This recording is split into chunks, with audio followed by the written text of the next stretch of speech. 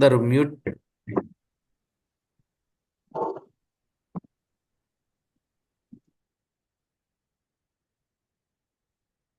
ప్రభువు మనకు ప్రసాదించిన ఈ శుభదినంలో మరొక క్రొత్త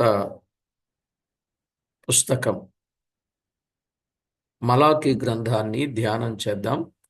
మనం ఇప్పటి వరకు జకర్యా గ్రంథాన్ని ధ్యానం చేశాం. 66 ప్రసంగాలు వచ్చాయి. జకర్యా గ్రంథములో 66 వర్తమానాలు వచ్చాయి.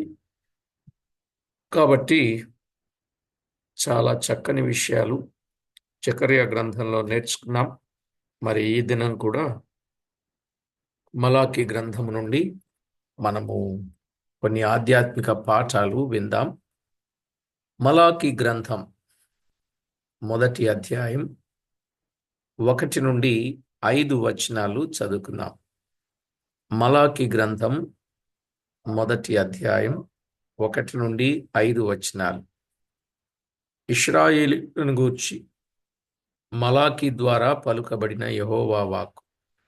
యెహోవా సెలవిచ్చినదేమనగా, నేను మీ ఎడల ప్రేమ చూపియున్నాను.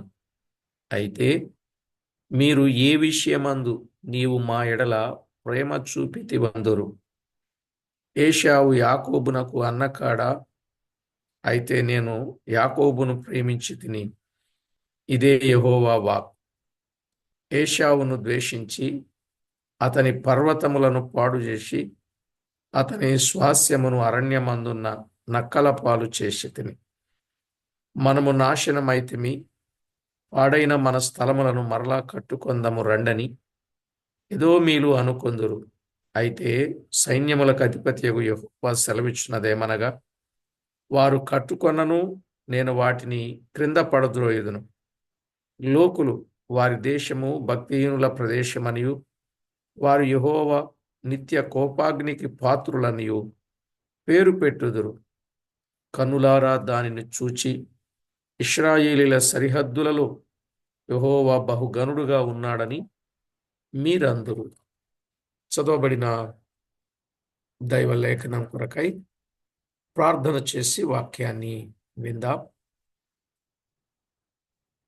పరిశుద్ధుడవైన మా పరమ తండ్రి, ఘనుడవైన మా దేవ, మిక్కిలి ఘనమైన, శ్రేష్టమైన, నిత్యమైన, శాశ్వతమైన ప్రేమతో మమ్మను ప్రేమించుచు విడువక ఎడబాయక కృపచూపుచూ ఉన్నవాడా, మీ ఘననామానికి స్తోత్రములు. మా ప్రభువా, చదవబడిన లేఖన భాగమును దీవించండి. అందున్న అమూల్యమైన సత్యాన్ని తేటతెల్లం చేయండి. మీకు రావలసిన మహిమ, ఘనత, కీర్తి, ప్రభావములను మీరు ఆరోపించుకోండి. మా ప్రభువా, మీరు చేస్తున్న ప్రతి ఉపకార మహోపకారములు అన్నింటిని బట్టి మిమ్మల్ని ఎంతగానో స్తుతిస్తున్నాం. మా ప్రియ ప్రభువా, సమస్త విషయాల్లో మీ సహాయము చేత మమ్మను బలపరచి, భద్రపరచి, తృప్తిపరచి, మాకు మేలు చేస్తున్నందుకు మిమ్మను ఘనపరచుచు కొనియాడుచు, మా ప్రాణనాథుడు, ప్రియుడు, మా రక్షకుడు, మమ్మను ఏమాత్రము విడువక ఎడబాయక కృపజూపి మేలు చేసే మా దేవా, మలాకి గ్రంథము నుండి అమూల్యమైన సంగతులు తేటతెల్లం చేసి మహిమ పొందుతారని మా ప్రభువైన యేసు క్రీస్తు నామమున స్తోత్రము చెల్లించి ప్రార్థించి వినియులమై వేడుచూ ఉన్నాం మా పరమ తండ్రి. ఆమేన్. ప్రభునందు ప్రియులారా, మనము మలాకి గ్రంథములోనున్న సంగతులను తేటగా విని ఆధ్యాత్మికంగా మేలు పొందుదాం. మలాకి గ్రంథములో దాదాపుగా 4 అధ్యాయాలు ఉన్నాయి. ఈ 4 అధ్యాయాలలో ఉన్న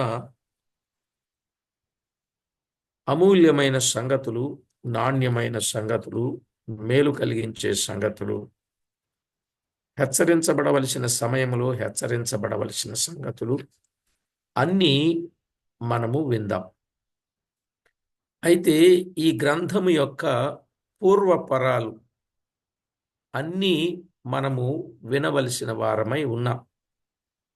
ఈ గ్రంథము యొక్క పూర్వపరాలు, ఈ గ్రంథము యొక్క పీఠిక అని మనము కొంత జ్ఞాపకం చేసుకుంటే, పీఠిక ఇది ఒకటి పాత నిబంధన గ్రంథములలో వరుస యందును కాలముల యందును చివరి గ్రంథం. పాత నిబంధన గ్రంథములో వరుస యందును కాలముల యందును చివరి గ్రంథం. ఈ గ్రంథములో ఉన్నది తప్ప మరేమీ ఈ మలాకీని గూర్చి తెలియదు. ఈ గ్రంథములో ఉన్నది తప్ప మరి ఏమీ ఈ మలాకీని గూర్చి తెలియదు. అయితే ఈ గ్రంథకర్త గూర్చి పండితులలో అనేక అభిప్రాయములు ఉన్నాయి. ఈ గ్రంథకర్తను గూర్చి పండితులలో అనేకమైన అభిప్రాయాలు ఉన్నాయి. అందులో ఒకటి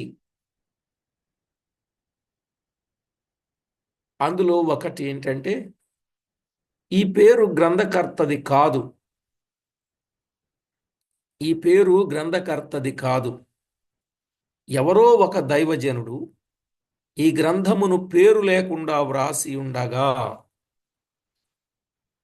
ఎవరో ఒక దైవజనుడు ఈ గ్రంథమును పేరు లేకుండా వ్రాసి ఉండగా 3:1 నా దూత అని ఉన్న దానిని బట్టి 3:1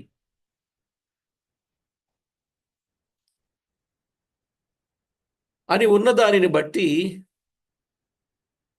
ఈ గ్రంథమునకి ఆ పేరు వచ్చిందని అంటారు. ఈ గ్రంథమునకు ఆ పేరు వచ్చిందని అంటారండి. ఇక రెండవదిగా మరికొందరు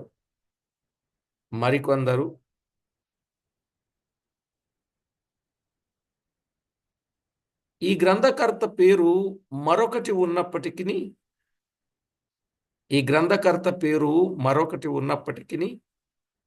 ఆయన దేవుని కొరకు నమ్మకముగా పనిచేసినందువలన,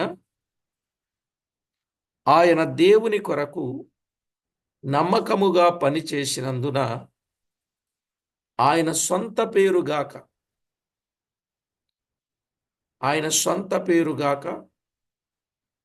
నా దూత అని పేరు పెట్టెనని అందురు.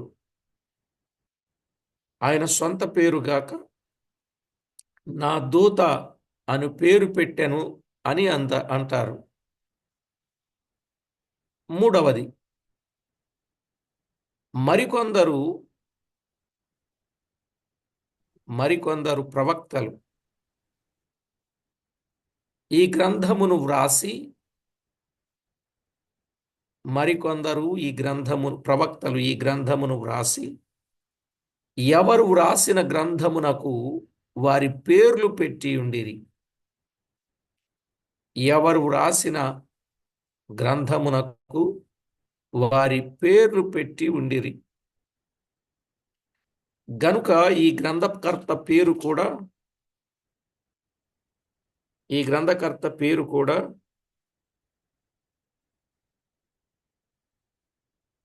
నా దూత అని అర్థమిచ్చు మలాకీ అయి ఉండవచ్చునని చెప్పుదురు. మలాకీ అయి ఉండవచ్చునని చెప్పుదురు.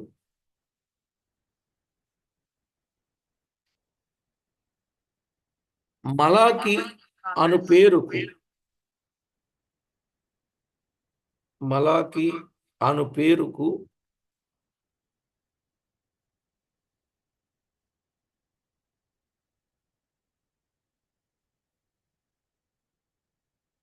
హెబ్రీ భాషా పదము.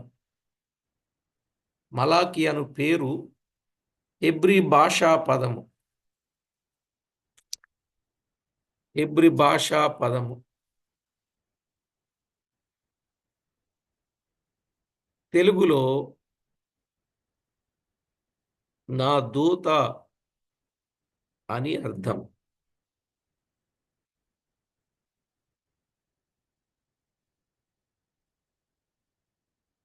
తెలుగులో నా దూత అని అర్థం.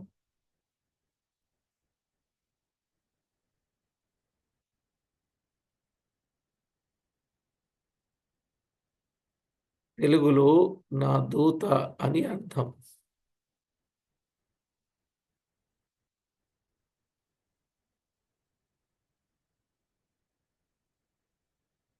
ఇక రెండవది, గ్రంథకర్త యొక్క లక్షణములు.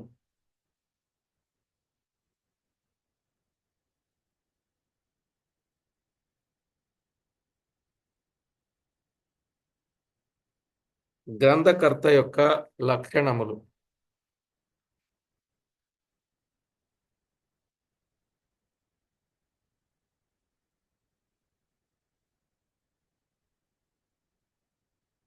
గ్రంథకర్తను గూర్చి పండితులలో వివిధ అభిప్రాయములున్నను గ్రంథకర్తను గూర్చి వివిధ అభిప్రాయాలు ఉన్నప్పటికీ గ్రంథకర్త యొక్క అభిప్రాయం ఈ గ్రంథములో తేటగా కనబడుచున్నది. గ్రంథకర్త యొక్క అభిప్రాయం అంటే గ్రంథకర్తలలో వివిధ అభిప్రాయాలు ఉన్నప్పటికీ మనకు అవి ముఖ్యం కాదు అని, గ్రంథకర్త యొక్క అభిప్రాయం అది ముఖ్యం, ఈ గ్రంథములో తేటగా కనబడుతూ ఉన్నది.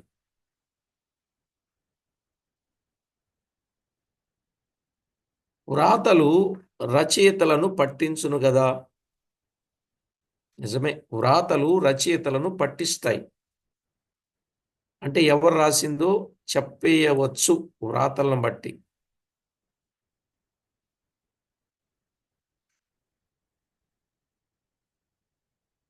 అర్చకులను ప్రవక్తలను దురాశాపరులై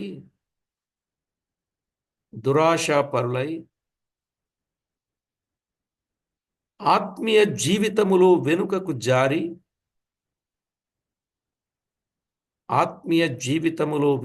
జారి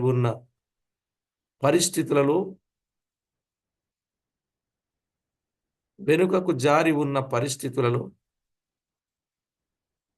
తాము దేవుని కొరకు స్థిరముగా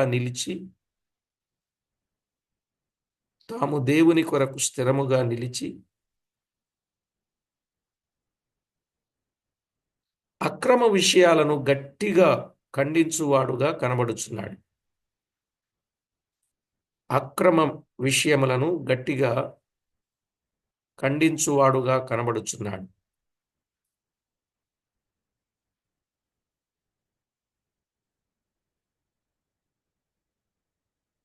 అక్రమ విషయాలు ఏమిటి అని మనం ప్రశ్న వేసుకుంటే, ఒకటి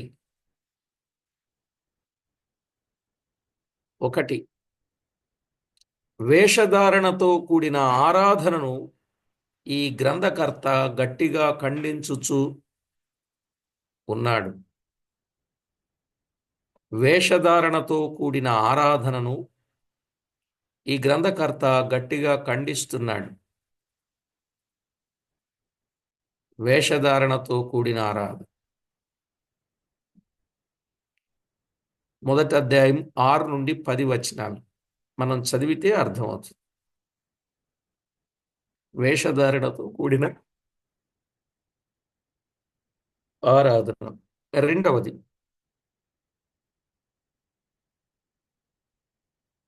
అవినీతి కార్యములను సహించువాడు కాడు. అవినీతి కార్యములను సహించువాడు కాడు.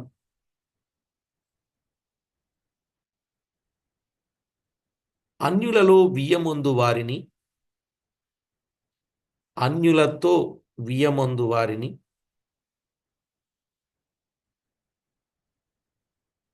అన్యులతో వియ్యమందు వారిని, భార్యలను విడనాడు వారిని గట్టిగా ఖండించి వ్రాయుచున్నాడు. అవినీతి కార్యములను ఆయన గట్టిగా ఖండిస్తున్నాడు. ఏమిటవి? అన్యులతో వియ్యమందు వారిని, భార్యలను విడనాడు వారిని గట్టిగా ఖండించి వ్రాయుచున్నాడు. 2:10-16. 2:10-16 వచనాలు. ఇక మూడవది దశమ భాగములను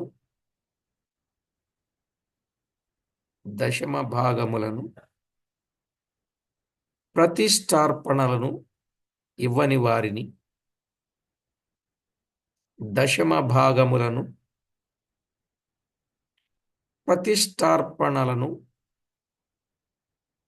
ఇవ్వని వారిని మోమాటము లేకుండా గద్దించుచూ ఉన్నాడు. దశమ భాగములను ప్రతిష్టార్పణలను ఇవ్వని వారిని మోమాటము లేకుండా గద్దించుచూ ఉన్నాడు.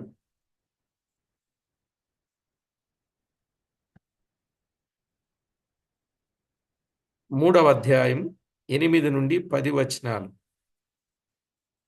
3వ అధ్యాయం 8-10 వచనాలు.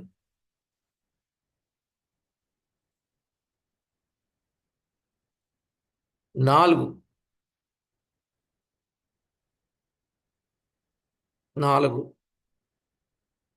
ఈ గ్రంథకర్త విశాలమైన సార్వత్రిక దృష్టి గలవాడుగా కనబడుచున్నాడు. ఈ గ్రంథకర్త విశాలమైన సార్వత్రిక దృష్టి గలవాడుగా కనబడుచు ఉన్నాడు.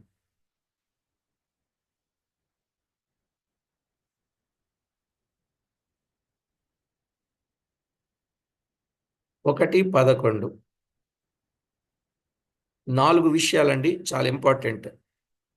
గ్రంథకర్త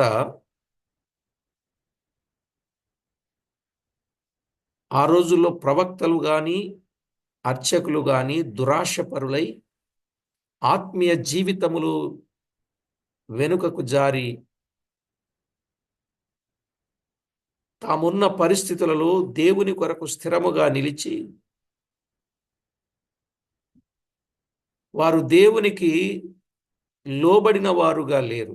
అందుకే ఈ గ్రంథకర్త దేవుని కొరకు స్థిరముగా నిలిచి అక్రమ విషయాలను గట్టిగా ఖండించాడు. ఏంటి అక్రమ విషయాలు? 1 వేషధారణతో కూడిన ఆరాధన. 2 అవినీతి కార్యాలు. ఏమిటవి? అన్యులతో వియ్యమొందిన వారు భార్యలను విడనాడుట. ఇది గట్టిగా చెప్పాడు. 3వది దశమ భాగములను గాని ప్రతిష్టార్పణములను గాని ఇవ్వని వారికి మోమాటము లేకుండా గద్దించాడు. 4వది సార్వత్రిక దృష్టి కలిగిన వాడుగా ఈ గ్రంథకర్త మనకి కనబడుతూ ఉన్నాడు. రైట్. ఒకటి పాత నిబంధన గ్రంథములలో ఉన్న అభిప్రాయం లేక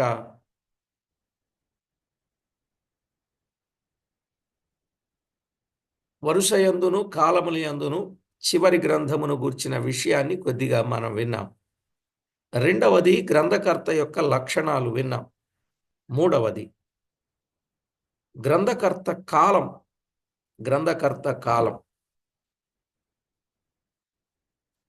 హగ్గయి, జకర్యా, మలాకి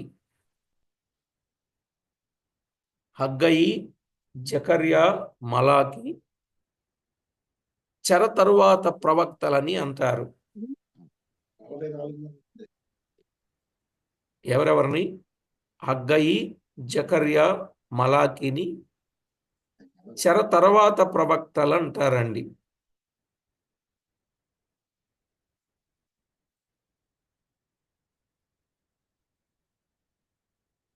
హగ్గయి, జకర్యాలు ఆగిపోయిన మందిరమును కట్టుటను గూర్చి,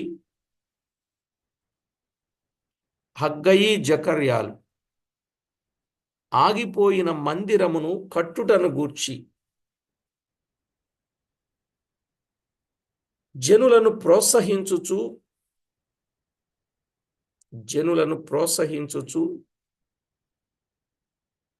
ప్రవచించిరి గాని మలాకి దేవాలయములో అర్పించుచు లేక మలాకి దేవాలయములో అర్పించు అర్పణలను గూర్చి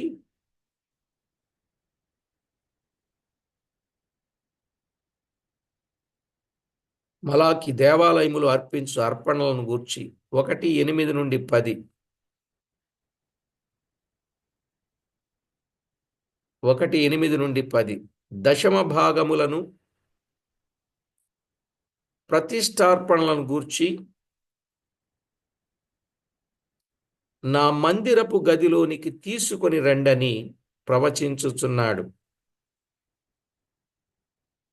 దశమ భాగములను గూర్చి ప్రతిష్టార్పణలను గూర్చి నా మందిరపు గదిలోనికి తీసుకొని రండి అని ప్రవచించుచున్నాడు. 3:10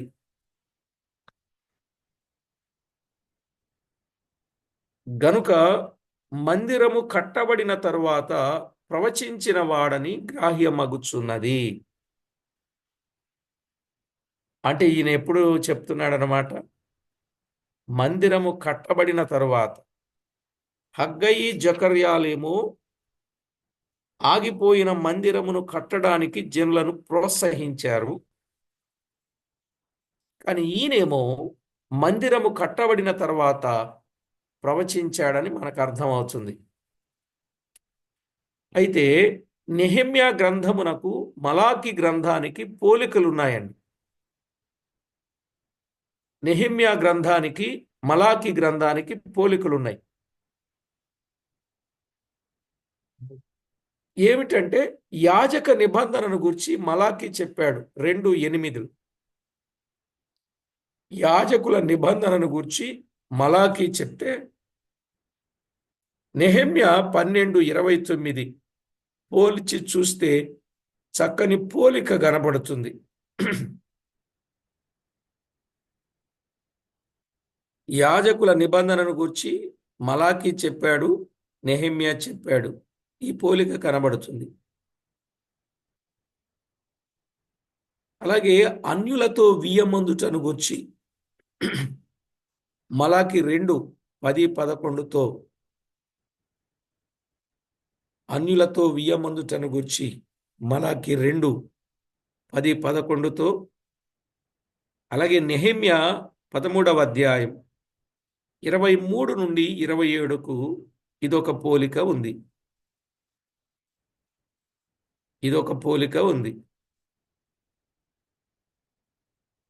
యాజకుల నిబంధనను గూర్చి పోలిక, అన్యులతో వియ్యమందుటను గూర్చిన పోలిక, అలాగే 3వది దశమ భాగములను గూర్చి మలాకి 3:8-10తో మలాకి 3:8-10తో అలాగే నెహెమ్యా 13:10-12తో పోలిక కలదు.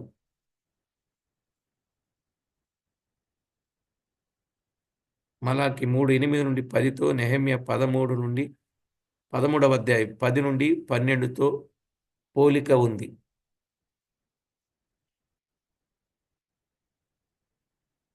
ఇందులో మరొక సంగతి కూడా మనకు అర్థమవుతుంది. ఏంటంటే దశమ భాగార్పణల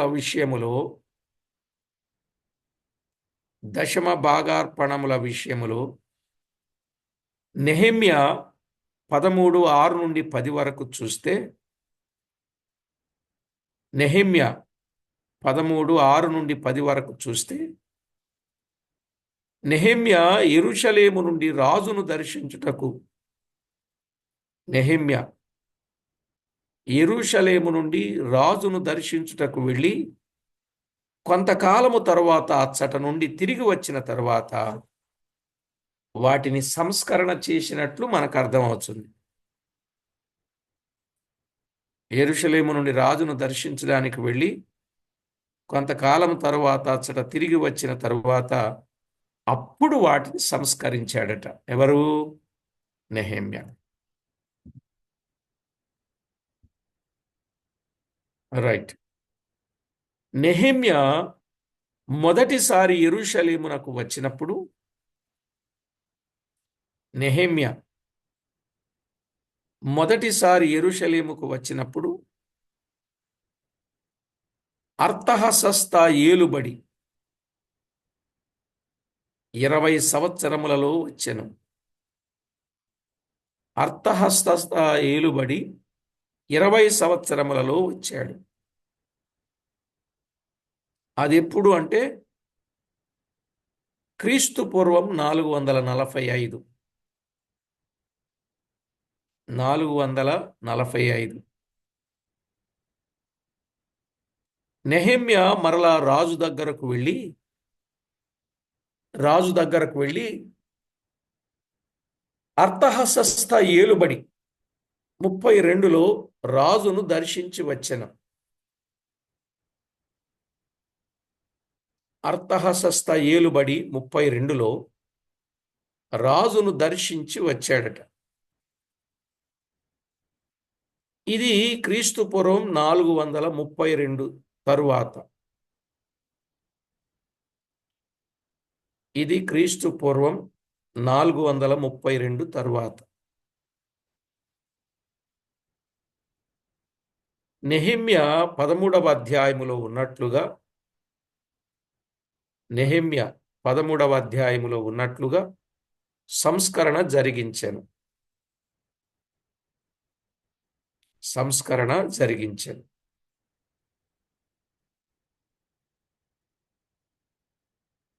మలాకి అదే కాలములో ఉన్నట్టు కనబడుచున్నది. అందుకే ఈ నెహెమ్యాను గురించి ఇంత చెప్పాల్సి వచ్చింది.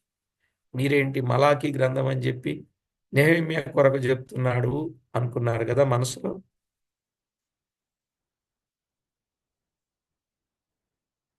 సరే, మలాకి అదే కాలములో ఉన్నట్టు కనబడుచున్నది కనుక క్రీస్తు పూర్వం 430 నుండి 420, క్రీస్తు పూర్వం 430 నుండి 420 ఈ కాలములో మలాకి ప్రవచించి ఈ గ్రంథము రచించి ఉండవచ్చును. కాలం ఏంటండి? క్రీస్తు పూర్వం 430 నుండి 420 ఈ కాలములో మలాకి ప్రవచించి ఉండవచ్చును. ఈ కాలం చెప్తే సరిపోద్ది షార్ట్ కట్లో. ఇంత చరిత్ర మీకు చెప్పాల్సింది కాదు. అయినా సంగతి తెలిసినప్పుడు చెప్పాలి కదా. రైట్ అండి. ఇక 4వది అప్పటి కాల పరిస్థితులు. అంటే మనకి ఈ గ్రంథం బాగా అర్థం కావాలంటే అన్నీ మనకు తెలిస్తేనే గాని సులువుగా మనకు అర్థం కాదు. అప్పటి కాలపు పరిస్థితులు, కాల పరిస్థితులు ఎలా ఉన్నాయి అది ఇప్పుడు మనం వింటున్నాం. కాల పరిస్థితులు. ఇశ్రాయేలీయులు చెరలో నుండి విడుదల పొంది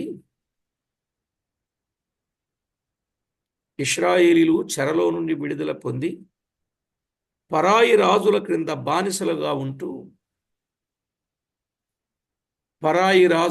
బానిసలుగా ఉంటూ ఔన్నత్య స్థితి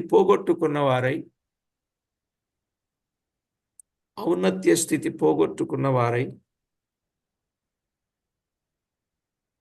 పేదలై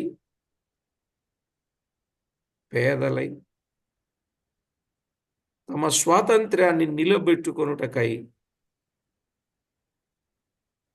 స్వాతంత్ర్యాన్ని నిలబెట్టుకొనుటకై కృషి చేయుచు తమ స్వాతంత్ర్యాన్ని నిలువబెట్టుకొనుటకై కృషి చేయొచ్చు. ఆర్థికముగా ఆకలి దప్పులతో నుండి ఆర్థికముగా ఆకలి దప్పులతో నుండి నెహెమ్యా 5:1-5.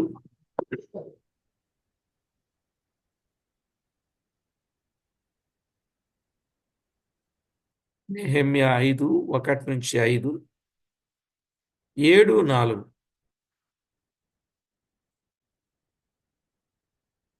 7:4. మందిరము కట్టిన తరువాత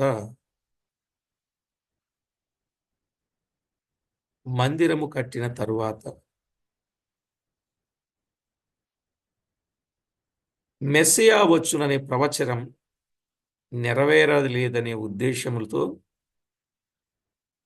మందిరము కట్టిన తరువాత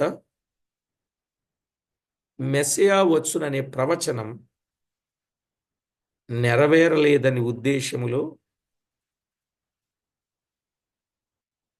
హగ్గయి 2:9. హగ్గయి 2:9.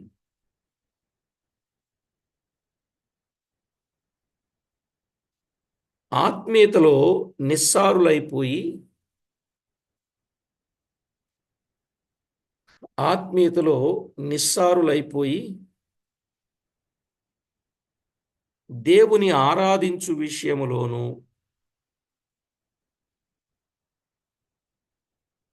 సంక్షేమ పథకాల అమలు, దేవుని ఆరాధించు విషయములో వంటి అంశాలపై గుంటూరు జిల్లా ఉండవల్లిలో ముఖ్యమంత్రి నిన్న ఉన్నతాధికారులు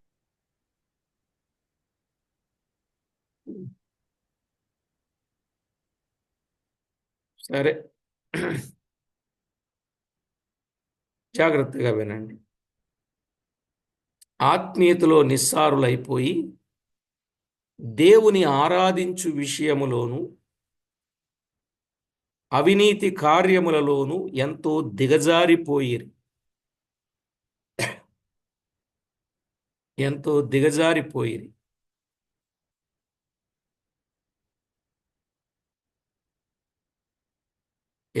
దిగజారిపోయిరి. దేవుడు మమ్మును ప్రేమించుచున్నాడా అను అనుమానములో నిలిచిపోయిరి. దేవుడు మమ్మును ప్రేమించుచున్నాడా అను అనుమానములు నిలిచిపోయిరి. ఇట్టి పరిస్థితులలో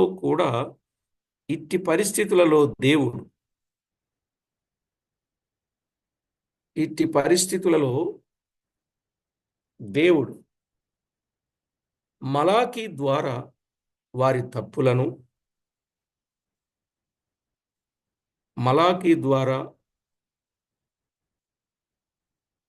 వారి తప్పులను ఎత్తి చూపించుచు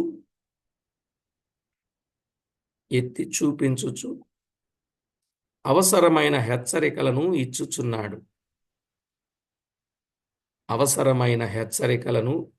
ఉన్నాడు. 1:6-10. 1:6-10.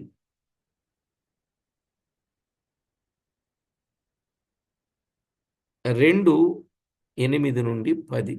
8-9. 2:8-9. 3:1. 4:5-6. 4:5-6. కాల పరిస్థితులు అర్థమైనవి కదండి. ఇప్పటి కాలపు పరిస్థితులు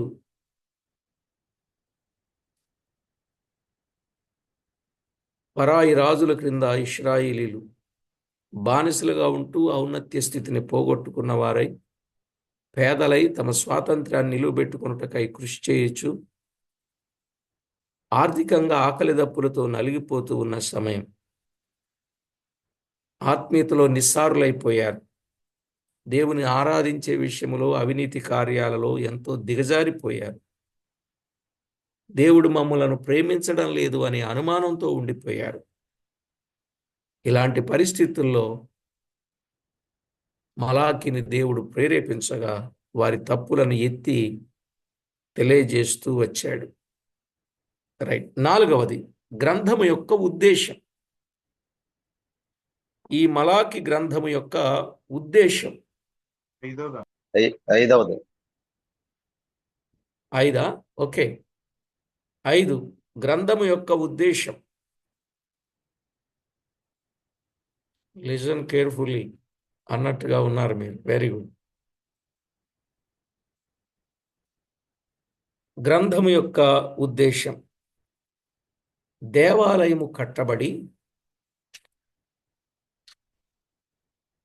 దేవాలయము కట్టబడి దానిలో ఆచార క్రియలు అక్రమముగా జరుగుచుండెను.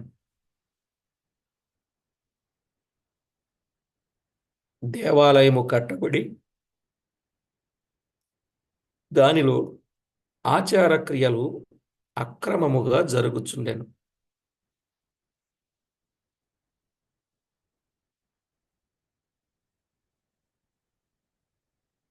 అర్చకుల యొక్కయు ప్రజల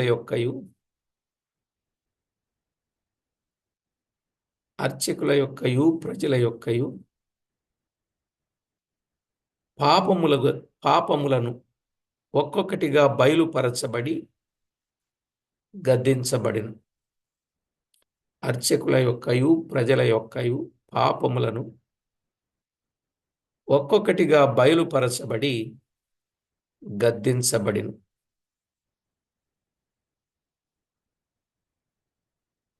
దేవునికి విరుద్ధముగా వారు చేసిన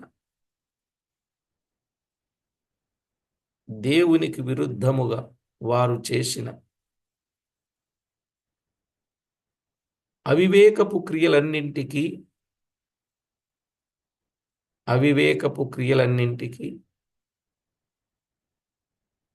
సాకులకును జవాబు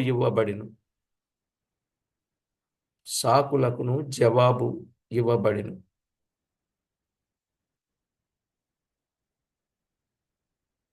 వారి అక్రమములన్నీ సరిచేయుటకే ఈ గ్రంథము వ్రాసెను. వారి అక్రమములన్నీ సరిచేయుటకే ఈ గ్రంథము వ్రాసెను.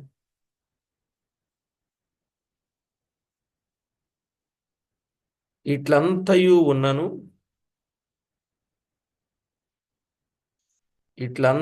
ఉన్నను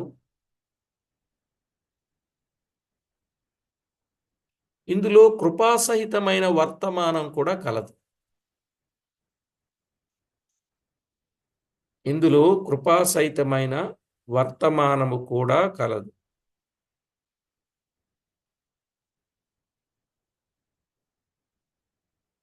గ్రంథ ఆరంభమున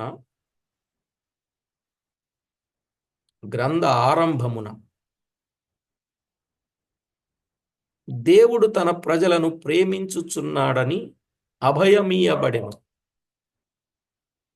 గ్రంథ ఆరంభమున దేవుడు తన ప్రజలను ప్రేమించుచున్నాడని అభయమీయబడెను.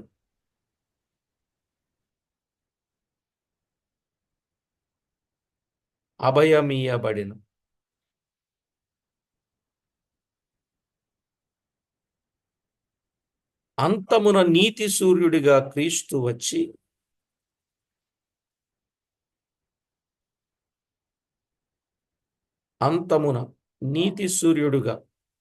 వచ్చి ఆయన యందు భయభక్తులు గల వారిని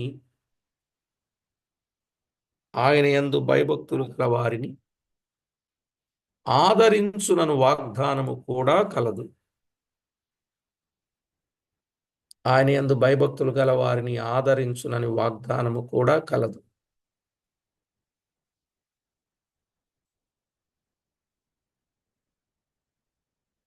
6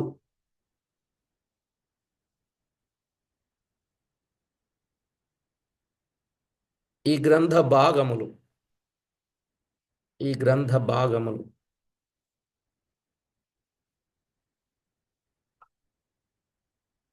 1 నుండి 5 వచ్చిన దేవుని ప్రేమ.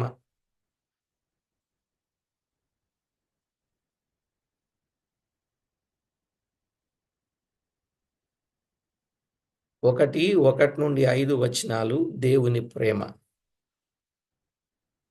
రెండవది 1:6 నుండి 2:9. 1:6 నుండి 2:9 యాజకుల అక్రమములను గద్దించుట.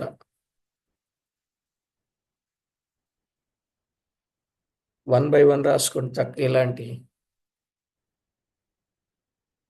కలిపి రాసుకుంటే మనకి త్వరగా అర్థం కాదు. అందుకే 1, 2 అని రాసుకుంటే మంచిది.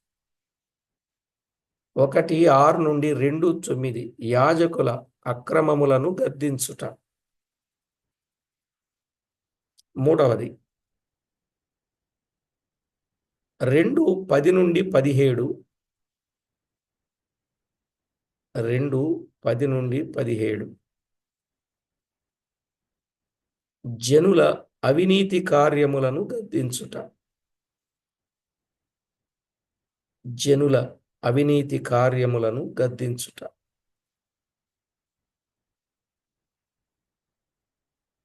ఇక 4 3:13 నుండి 18. 3:13 నుండి 18 మరి 1 నుండి 12.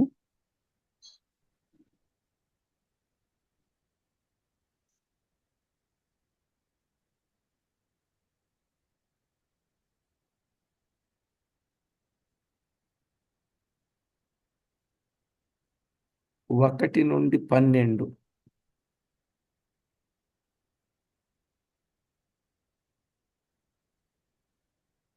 మొదటి అధ్యాయములో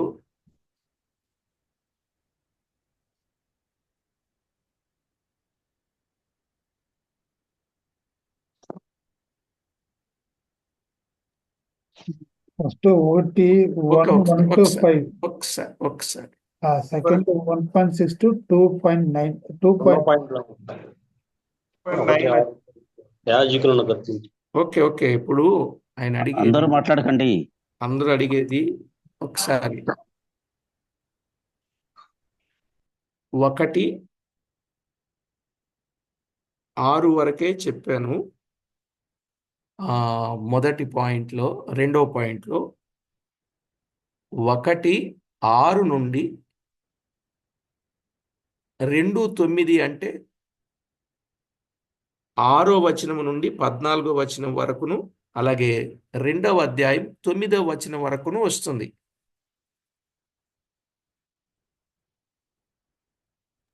అవునన్నా.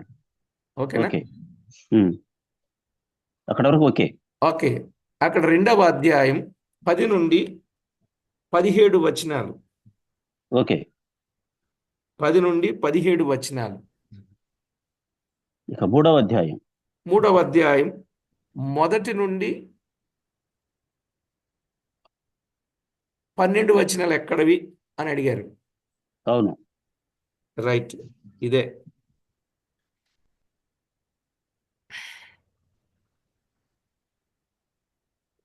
మూడవ అధ్యాయం 1 నుండి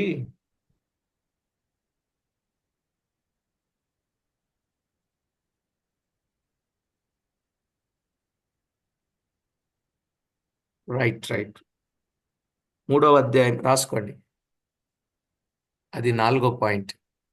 3వ అధ్యాయం 1 నుండి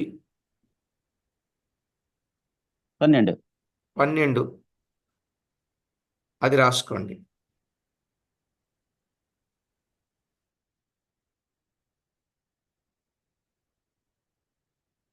దేవుని సొమ్ము దేవునికి ఇచ్చుట లేదని గద్దించబడుట. దేవుని సొమ్ము దేవునికి ఇచ్చుట లేదని గద్దించబడుట.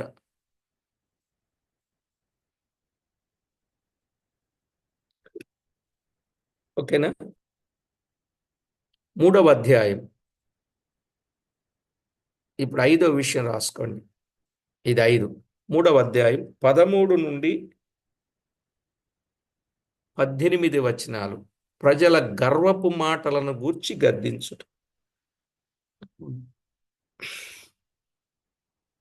ప్రజల గర్వపు మాటలను గూర్చి గద్దించుట.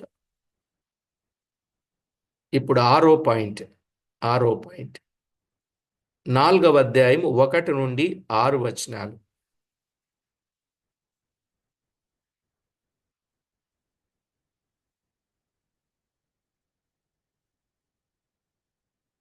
నాలుగవ అధ్యాయం 1 నుంచి 6 వచనాలు. యెహోవా దినము. యెహోవా దినము. 7వదిగా, అంటే మన వరుసలో వచ్చే 7. ఇక్కడ 7 కాదు, ఇక్కడ 6 సంగతులే. 1 దేవుని ప్రేమ, 2 యాజకుల అక్రమాలను గూర్చి గద్దించుట, 3 జనుల అవినీతి కార్యములను గద్దించుట, 4 దేవుని సొమ్మును గూర్చి హెచ్చరించుట, 5 ప్రజల గర్వపు మాటలను గూర్చి గద్దించుట, 6 యెహోవా దినము. ఓకేనండి? రైట్. 7వది దీని యొక్క మూలవాక్యం. అసలు ఈ గ్రంథము యొక్క మూలవాక్యం 2వ వచనంలో చెప్పబడినట్లు దేవుడు ప్రేమించుచున్నాడు. దేవుడు ప్రేమించుచున్నాడు. ఈ గ్రంథము యొక్క మూలవాక్యం దేవుడు ప్రేమించుచున్నాడు. ప్రియులారా, దేవుడు ఎంత ప్రేమిస్తున్నాడు? లూకాసు వార్త ఆయన ప్రేమను గూర్చిన విషయం చాలా చక్కగా వ్రాయబడితే ఎంత ప్రేమిస్తున్నాడో యోహాను సువార్తలో చెప్పాడు. 3వ అధ్యాయం 16వ వచనంలో కదా. దేవుడు లోకమును ఎంతో ప్రేమించుచూ ఉన్నాడు అని చెప్పాడు. యోహాను సువార్త 3:16లో దేవుడు లోకమును ఎంతో ప్రేమిస్తూ ఉన్నాడు. ప్రేమిస్తున్నాడంటే ఎలా ప్రేమించాడు ఆయన? అదే భక్తుడు యోహాను పత్రిక వ్రాస్తూ చెప్పాడండి.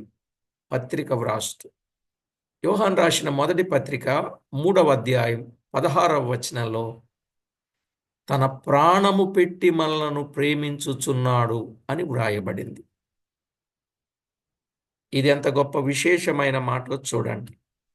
తన ప్రాణము పెట్టి ఆయన మనలను ప్రేమిస్తూ ఉన్నాడు. అసలు ఆయన ఎందుకు ప్రేమించాడు? ఎందుకు ప్రేమిస్తున్నాడు? ఇది అర్థమైందంటారా? అదే యోహాను భక్తుడు చెప్పాడు. యోహాను రాసిన మొదటి పత్రిక 4:10లో, యోహాను రాసిన మొదటి పత్రిక 4:10లో మన పాపానికి ప్రాయశ్చిత్తమై ఉండుటకు దేవుడు తన కుమారుని పంపెను, ఇందులో ప్రేమ ఉన్నది అని చెప్పాడు. మన పాపానికి ప్రాయశ్చిత్తము కలగాలని ఆయన ప్రేమించాడు. అర్థమవుతుందండి? మన పాపానికి ప్రాయశ్చిత్తం కలగాలి, అందుకే ఆయన మనలను ప్రేమించాడు.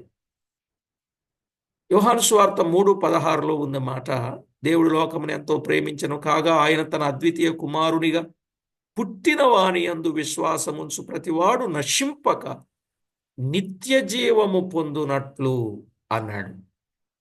అంటే పాపము నుండి ప్రాయశ్చిత్తము కలిగితే ఆ వ్యక్తి నశింపక ఏం పొందుతాడు? నిత్య జీవము పొందుతాడు.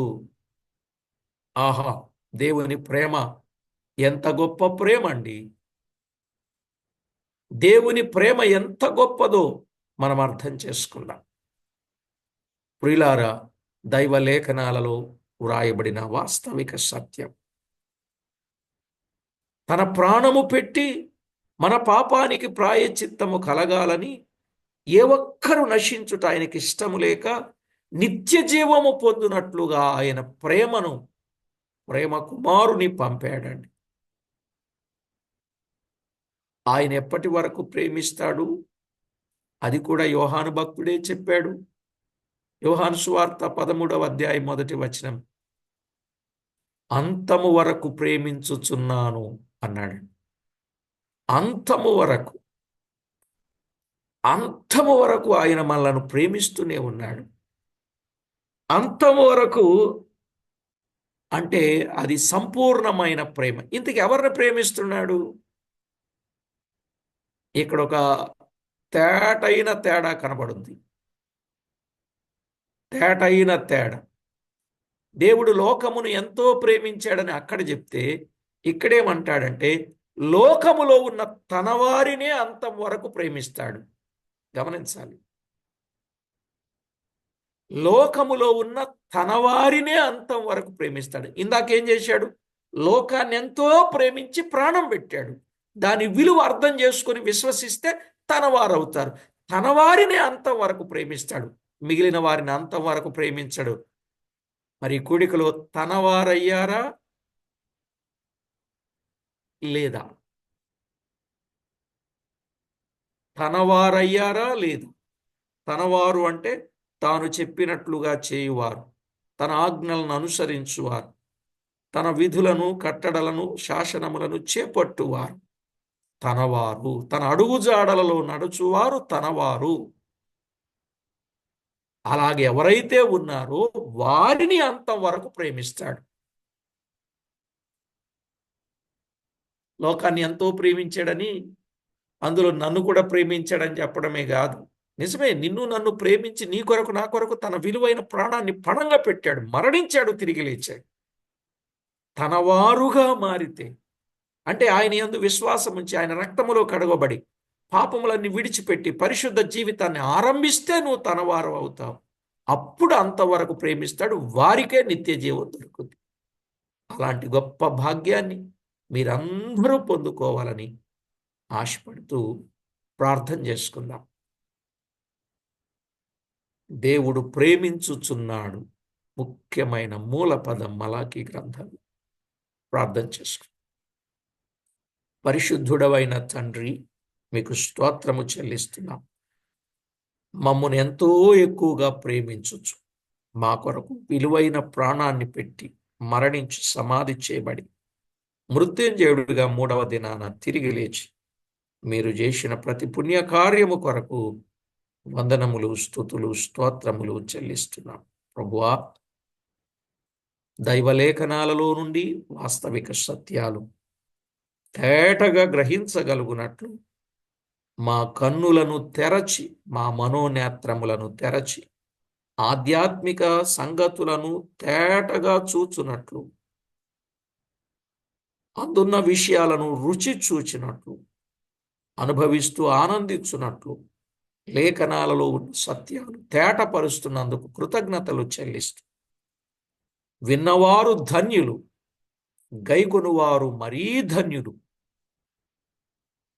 అని చెప్పబడినట్లు మా ప్రియులందరూ ధన్యులుగా, ఎంతో ధన్యులు ఉండుటకు సిద్ధపరచమని కోరుచు మా ప్రభువైన యేసుక్రీస్తు నామమున స్తుతించి ప్రార్థించి వినయులమై వేడుచూ ఉన్నాము తండ్రి.